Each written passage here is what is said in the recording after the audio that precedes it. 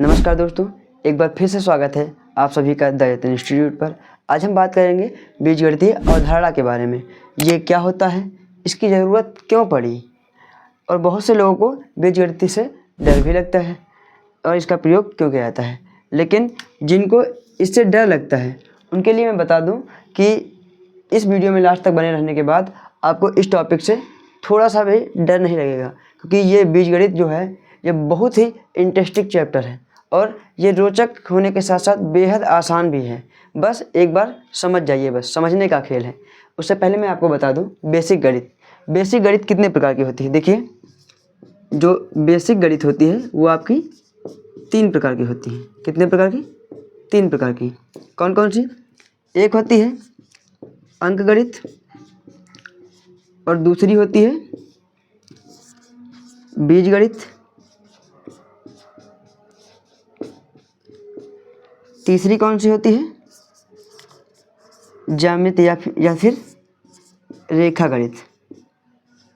कौन सी? रेखा गणित। देखो, अंक गणित में क्या होता है? अंक गणित में संख्याओं का खेल होता है, जैसे जोड़ना, घटाना, गुणा करना, भाग करना। और बीजगणित यहीं से आपका ये टॉपिक लिया गया है और ये टॉपिक आपका पहला टॉपिक है। बीजगणित की शुरुआत यहीं से ही होगी, ठीक है। इसमें क्या होता है? इसमें होता ये है कि बहुत से सवाल होते हैं जिनको आप अंकों में नहीं व्यक्त कर सकते हैं। आपके दैनिक जीवन में बहुत सारी पहेलियाँ होती हैं, बहुत सारी समस्याएं होती हैं जिनके लिए अंकगणित पर्याप्त नहीं होती हैं, तो उसको हम बीजगणित से हल करते हैं। गणित के जैसे फार्मूले जो होते हैं उनको भी अंकों में व्यक्त नहीं किया जा सकता है, तो उसके लिए आपको बीजगणित का प्रयोग करना पड़ेगा। बीज का मतलब होता है बीज, यानी गणित का बीज भी यहीं से है, बीजगणित से है। और रेखा गणित में देखिए आपको क्या होता है। रेखा गणित में आपको रेखाओं के बारे में, ज्यामितियों के बारे में, त्रिभुज के बारे में, इन सब चीज़ों के बारे में पढ़ाया जाएगा। खैर, इसको छोड़िए, ये तो आपका अगला टॉपिक है। पहले हम पढ़ेंगे किसके बारे में? बीजगणित के बारे में। चलिए, बिना समय को गवाए मैं इस टॉपिक के बारे में बात करता हूँ। इस टॉपिक को शुरू करने से पहले मैं आपको बताऊँगा चर और अचर राशियों के बारे में। चर राशि क्या होती है? देखिए, चर राशि ये वे राशियाँ होती हैं। क्या? ये वह राशियाँ होती हैं जो समय के साथ बदल जाती हैं, जो समय या परिस्थिति लिख दीजिए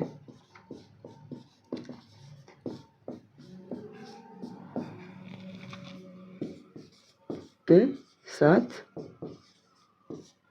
बदल जाती हैं।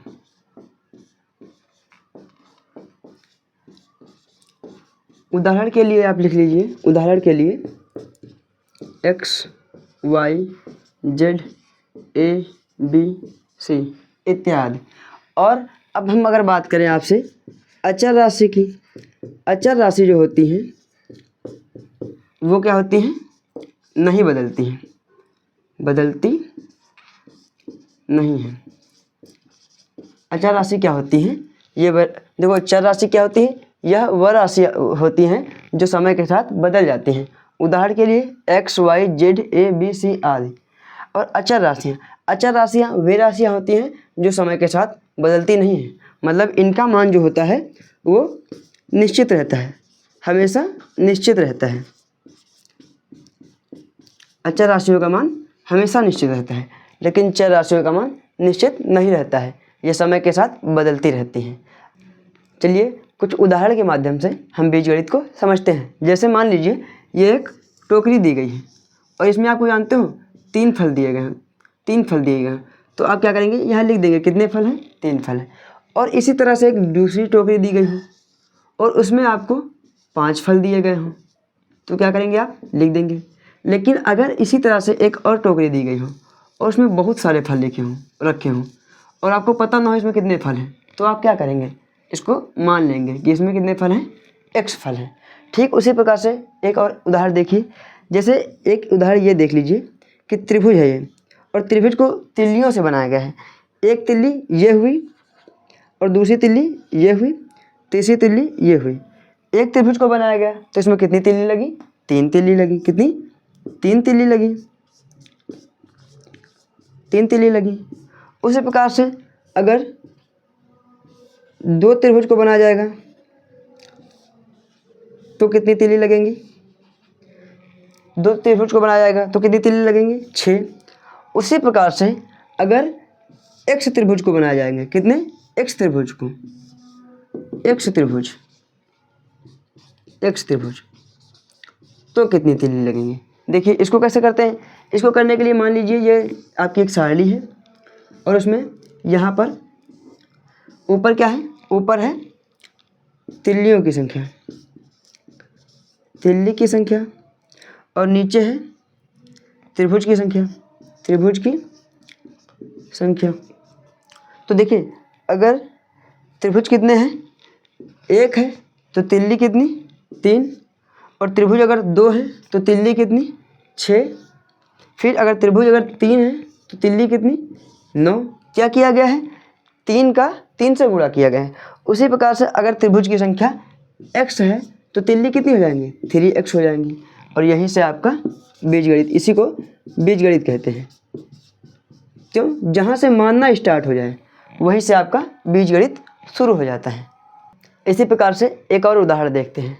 जैसे एक लड़का हो जिसका नाम हो राम और एक और लड़का है जिसका नाम है श्याम। राम की आयु जो है वो श्याम की आयु से 5 वर्ष छोटी है। राम क्या है? छोटा है। राम छोटा है। कितने वर्ष? 5 वर्ष। और श्याम जो है वो है बड़ा। अब आपसे कह दिया जाए, अब आपसे ये कह दिया जाए कि राम की आयु को श्याम की आयु के पदों में दर्शाओ। मतलब श्याम की आयु के पदों में आपको राम की आयु को दर्शाना है। तो आपको तो श्याम की आयु पता नहीं है, तो आप क्या करेंगे?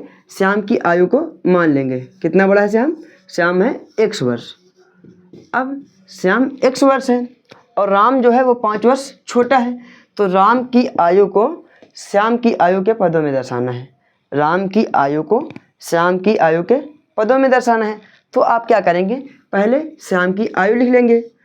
श्याम की आयु लिख लिए, उसके बाद आपको क्या करना है? इसमें दिया गया है राम की आयु जो है वो 5 वर्ष कम है। किससे? श्याम से। तो आप क्या करेंगे? श्याम की आयु से 5 वर्ष कम कर देंगे, ये लिख देंगे। तो किसकी आयु हो जाएगी? ये हो जाएगी राम की आयु। ये श्याम की आयु है और श्याम से जो है 5 वर्ष छोटा है। ये राम की x जो है ये राम की आयु है, नहीं x जो है, सॉरी x जो है वो श्याम की आयु है और x से 5 वर्ष छोटा है कौन? राम। तो ये किसकी आयु निकल के आ गई? टोटल ये आ गई पूरी राम की आयु। राम की आयु कितनी होगी? x - 5 वर्ष। अब हम इन दी गई टेबलों के माध्यम से बीजगणित के बारे में समझेंगे। जिस प्रकार अंकगणित में आपका जोड़ना, घटाना, गुणा करना और भाग करना होता है, ठीक उसी प्रकार से बीजगणित में भी ये सब लागू होता है। लेकिन मैं आपको अंकगणित से बीजगणित की तरफ लेकर चलूँगा। जैसे इसमें देखिए योग की संक्रिया, योग की संक्रिया में क्या है? 5 और 4 को जोड़ना। तो 5 और 4 को कैसे जोड़ते हैं? 5 और 4 को जोड़ने के लिए 5 + 4, इसको जब जोड़ेंगे तो आ जाएगा 9। उसी प्रकार से x और 4 को जोड़ना हो तो x और 4 को जोड़ना तो क्या करेंगे? हम x प्लस का चिन्ह लगाएंगे और 4 लिख देंगे बस। क्योंकि मुझे x की वैल्यू पता नहीं है तो यहीं तक सॉल्व करेंगे। जहाँ तक हल हो जाएगा, जहाँ तक वहीं तक करेंगे, ठीक है। उसके बाद क्या लिखा है? a, b और c को जोड़ना है। तो a, b और c को जोड़ना हो तो क्या करेंगे? a + b + c, बस यहीं तक करना होगा। अब अंतर की संक्रिया में आए तो अंतर की संक्रिया में देखिए क्या है? 10 में से 3 को घटाना है। 10 में से 3 घटाने पर तो देखिए जब 10 से 3 घटा देंगे, 10 से 3 घटाएंगे तो आपका आंसर कितना आ जाएगा? 7 आ जाएगा। अब दूसरा सवाल क्या कह रहा है? दूसरा कह रहा है x में से 5 घटाने पर। तो x में से 5 घटाइए तो x से कितना घटाना है? 5। x से 5 घटाना है, बस यहीं तक सॉल्व होगा ये। उसके बाद देखिए तीसरा क्या कह रहा है? x में से y घटाने पर। x में से y घटाने पर तो ऐसे ही लिख दीजिए क्या? x और x में से आपको कितना घटाना है? x से घटाना है कितना? y, बस यहीं तक होगा। अब आ जाइए आप गुणा की संक्रिया में। गुणा की संक्रिया में जैसे यहाँ देखिए क्या लिखा है? 2 + 2 + कितनी बार? 4 बार। 2 को कितनी बार जोड़ना है हमें? 2 को जोड़ना है 4 बार। तो इसमें देखिए क्या करना होगा? 2 को कितनी बार जोड़ना है, 4 बार। तो आप क्या करेंगे, 2 लिखेंगे और 4 से गुणा कर देंगे और आपका आंसर आ जाएगा 8। 2 लिखेंगे और 2, चूँकि 2 को जोड़ना है और 2 कितनी बार है, 4 बार है, तो 2 को 4 से गुणा कर देंगे, आंसर आ जाएगा। उसी पर x को जोड़ना है, देखिए x प्लस कितनी बार, 4 बार। तो x को कितनी बार जोड़ना है, 4 बार। तो क्या करेंगे हम, x लिखेंगे और 4 से गुणा कर देंगे। और इसको कैसे लिख सकते हैं, इसको देखिए, जब इस तरह से हो, x का गुणा 4 से करना है या किसी भी अंक का, किसी भी चर राशि का अचर राशि से गुणा करना हो, तो क्या करते हैं, उसको हम ऐसे लिख देते हैं 4x, इसके बीच में गुणे का चिन्ह हटा देते हैं, लेकिन यहाँ पर लगा होता है, बस लगाते नहीं हैं, इससे थोड़ा स्पष्ट दिखता है। अब यहाँ पर देखिए a प्लस कितनी बार, y बार। a को कितनी बार जोड़ना है, y बार जोड़ना है। तो हम क्या करेंगे, a का गुणा करेंगे किससे, y से, और जब a का y से गुणा करेंगे तो इसको आपस में ऐसे लिख देंगे a y। जब भी चर राशियों को लिखा जाएगा, चर राशियों को, तो उनके बीच में गुणे का चिन्ह नहीं लगाते हैं, वो ऑटोमेटिक अंडरस्टूड होता है। अब जैसे देखिए 1 को जोड़ना हो, 1 को कितनी बार जोड़ना हो, x बार जोड़ना हो, तो जैसे 1 को अगर आपको 5 बार जोड़ना हो तो कितना आता है, 5 आता है। उसी प्रकार 1 को अगर x बार जोड़ना होगा तो कितना आएगा, x ही आएगा। इसके लिए क्या करना होगा, जैसे 1 को अगर 5 बार जोड़ना हो तो 1 को 5 से गुणा करेंगे। उसी प्रकार अगर 1 को x बार जोड़ना है तो 1 को क्या करेंगे, 1 को x से गुणा कर देंगे, ठीक है। अब यहाँ देखिए 0 को जोड़ना है, 0 को कितनी बार जोड़ना है, n बार जोड़ना है। तो आपको पता है कि 0 को चाहे जितनी बार जोड़ें 0 ही आएगा, लेकिन यहाँ पर लिखा है 0 को जोड़ना है कितनी बार, n बार। तो 0 का गुणा किससे करेंगे, n से। और आपको ये भी पता है कि किसी भी संख्या को 0 से गुणा करने पर उसका मान 0 ही आता है। उसके बाद आप देखिए भाग की संक्रिया। भाग की संक्रिया में 20 को 5 से विभाजित करने पर, इसको आप लोग लिखेंगे कैसे, 20 को 5 से विभाजित करने पर, तो 20 को जब 5 से विभाजित करेंगे तो कितना आएगा, 4 आ जाएगा। ठीक उसी प्रकार बीजगणितीय में कैसे होगा, a को b से विभाजित करने पर, तो क्या करेंगे हम, a को ऊपर लिखेंगे और b को नीचे लिख देंगे, ठीक है। अब यहाँ पर ना आपको a की वैल्यू पता है और ना ही b की वैल्यू पता है, पर आपको इतना पता है कि ये भिन्न तब रहेगी, परिमेय संख्या तब रहेगी, कब रहेगी, जब इस b की वैल्यू, जो ये b है, इसकी वैल्यू 0 नहीं होगी तब, ठीक है। उसी प्रकार अगर 40 को p से विभाजित करना है तो इसको कैसे लिखते हैं, 40 को p से विभाजित करना है, ऊपर लिखेंगे 40 और नीचे लिख देंगे p, लेकिन ये जो p है इसकी वैल्यू 0 नहीं होनी चाहिए। एक क्वेश्चन करते हैं बीजगणित से संबंधित। एक क्वेश्चन आपका देखिए क्या है, एक टोकरी में आम कितने हैं, 50, और दूसरी टोकरी में कितने आम हैं, 100 आम हैं। तो आपको बताना है पहली टोकरी में दूसरी टोकरी से कितने अधिक आम हैं। इसमें आपको क्या बताना है, पहली टोकरी में दूसरी टोकरी से कितने अधिक आम हैं। तो आपको क्या करना है, इससे पता चला है साफ साफ कि पहली टोकरी में जो है वो आम ज़्यादा है और दूसरी टोकरी में आम कम है। तो क्या करना होगा, पहली टोकरी में आमों की संख्या बताने के लिए ज़्यादा से कम को घटाना होगा। तो पहली टोकरी में कितने हैं, पहली टोकरी में आम है 50 और दूसरी टोकरी में कितने आम हैं, x। तो 50 से जब x को घटाएंगे तो आपका निकल के आ जाएगा कि पहली टोकरी में दूसरी टोकरी से कितने अधिक आम हैं। एक लास्ट टॉपिक और पढ़ेंगे, उसके बाद आपका ये चैप्टर समाप्त हो जाएगा। लेकिन उससे पहले अगर आपने अभी तक हमारे चैनल को सब्सक्राइब नहीं किया है तो चैनल को सब्सक्राइब करके बेल आइकन दबाना ना भूलें और वीडियो को लाइक ज़रूर करिएगा। आपका अगला टॉपिक है संख्याओं, अंक, संख्याओं की घात। इसमें देखिए क्या होता है, इसमें क्या होता है, आपने अंक गणित में पढ़ा होगा, जैसे 10 की पावर 4 लिखा हो तो इसमें जो ऊपर वाला होता है ये 4, इसको क्या कहते हैं, इसको कहते हैं घात। और ये जो नीचे वाला है इसको क्या बोलेंगे हम, इसको बोलते हैं आधार। इसको क्या बोलेंगे, इसको बोलेंगे आधार। अब इससे उदाहरण देखिए कैसे होता है, जैसे मान लीजिए 10 गुणे 10 कितनी बार, x बार। तो आपको क्या करना होगा, इसको कैसे लिख लेंगे, इसको लिख लेंगे 10 की पावर x। ठीक उसी प्रकार से अगर लिखा हो 5 गुणे 5 गुणे 5 गुणे 5। तो इसको कैसे लिखेंगे? इसको लिखने के लिए 5, इस 5 को ऐसा ही लिख लेंगे और जितनी बार 5 हो, कितनी बार, 1 2 3 4, कितनी बार 5 है, 4 बार, तो इसको घात के रूप में लिख देंगे। उसी प्रकार इसमें भी है कि x को आधार मान लेंगे, इसको क्या माना जाएगा, आधार, और जितनी बार होगा, जितनी बार गुणा करना होगा उसको क्या करेंगे, घात मान लेंगे। ठीक उसी प्रकार अगर मान लीजिए a को गुणा करना हो, a को गुणा करना है कितनी बार, x बार, तो आप क्या करेंगे, इसको कैसे करेंगे, a को x बार गुणा करना है तो a को आप मानेंगे आधार, और कितनी बार करना है, x बार, तो इसको घात मान लेंगे। पिछले टॉपिक से रिलेटेड एक क्वेश्चन आपका है कि एक व्यक्ति की वर्तमान आय जो है वो ₹1 है, किसी व्यक्ति की प्रेजेंट टाइम की जो आय है वो कितना मतलब प्रेजेंट टाइम में वो कितना कमाता है, ₹1 कमाता है, और उसकी प्रतिवर्ष आय B हो जाती है, मतलब प्रत्येक साल उसकी आय उसकी B हो जाती है। कितनी गुनी, B हो जाती है, कितनी, B। तो आपसे पूछा गया है कि 3 वर्ष बाद उसकी आय क्या होगी।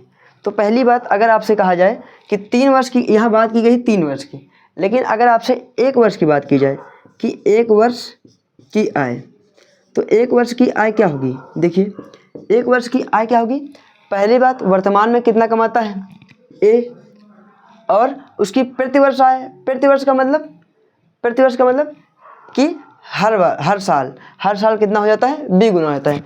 तो वो इतना कमाता है, लेकिन 1 साल में कितना हो जाता है, B गुने का मतलब क्या होता है, उसका गुणा करना होता है, कि जितना कमाता है उसका आपस में गुणा कर दो। ठीक, और उसी प्रकार से अगर 2 वर्ष की बात करता तो आप क्या करते, A लिखते, B लिखते, चूँकि 1 साल में वो B गुना हो जाता है उसकी आय, तो दूसरे साल में B क्या हो जाएगी, B गुना और बढ़ जाएगी। तो इसको कैसे लिख देंगे, A B की स्क्वायर, A B का स्क्वायर।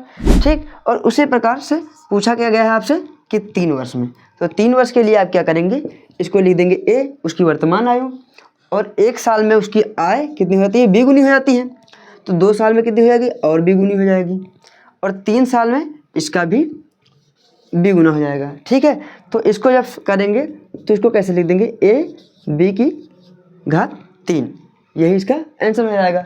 और यहीं पर आपका ये टॉपिक बीजगणितीय अवधारणा समाप्त होता है। मैं उम्मीद करता हूँ कि आपको ये वीडियो बहुत ही अच्छा लगा होगा।